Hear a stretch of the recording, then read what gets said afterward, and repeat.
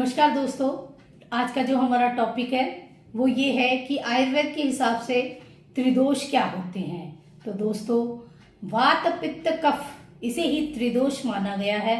जब इन तीनों दोषों के अंदर इनबैलेंस हो जाता है तो हमें जितने भी रोग है वो सब हमें घेर लेते हैं। तो आज आप यही जानेंगे कि आपके अंदर कौन सा दोष कुपित है, आप खुद ये चीज जानेंगे। तो सबसे पहले हम ये जानेंगे कि हमारा जो ये बॉडी है ये 3 पार्टों में डिवाइड है। सबसे जो लोअर पार्ट है, हमारा निचला जो हिस्सा है, जिसके अंदर हमारे कमर से लेके नीचे पैर के अंगूठे तक जो भी प्रॉब्लम है, जैसे घुटने का दर्द है, पंजे का दर्द है, एड़ी का दर्द है, कोई भी है ना, जैसे एनस से प्रॉब्लम है, हमारे पाइल्स वगैरह, हमारे यूरिन में जलन है, या फिर हमारी किडनी में स्टोन है, या किडनी से रिलेटेड जो भी प्रॉब्लम है, वो सारी की सारी प्रॉब्लम हमारे वात के असंतुलित होने से पैदा होती है। इसके बाद जो हमारा मिडिल पार्ट आता है, यानी पेट वाला हिस्सा, इसके अंदर दोस्तों हमारी ओवरी है, हमारा यूट्रस है, और नाभि से रिलेटेड कोई भी प्रॉब्लम, गैस, एसिडिटी और डायबिटीज, हमारे लीवर में किसी भी तरह की गड़बड़, हमारे स्प्लीन में किसी भी तरह की गड़बड़, हमारा यूरिक एसिड अगर बढ़ जाता, हमारे गॉल ब्लैडर में स्टोन आ जाते हैं, ये सारी की सारी अगर बीमारियों में से कोई भी आपकी दिक्कत है तो आप मान के चलिए आपका जो पित्त है वो कुपित हो गया है।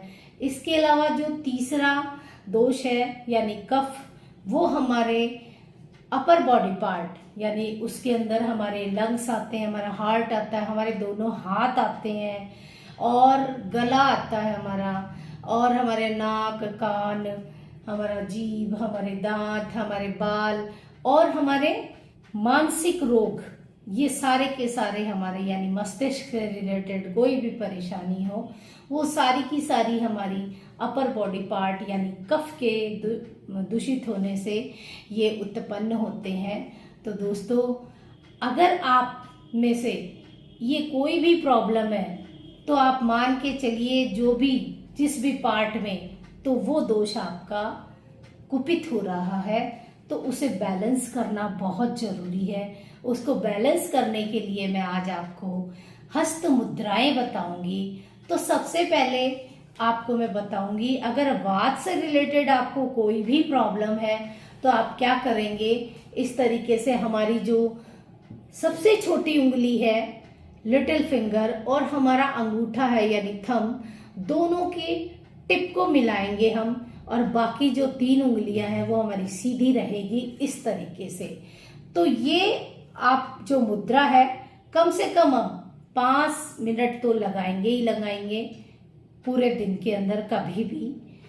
इसके अलावा आपके अगर पित्त कुपित हो रहा है यानी पित्त इनबैलेंस है, तो उसको बैलेंस करने के लिए हम हमारी जो इंडेक्स फिंगर है उसको अंगूठे के टिप पे लगाएंगे इस तरीके से, बाकी 3 उंगलियां हमारी सीधी रहेगी।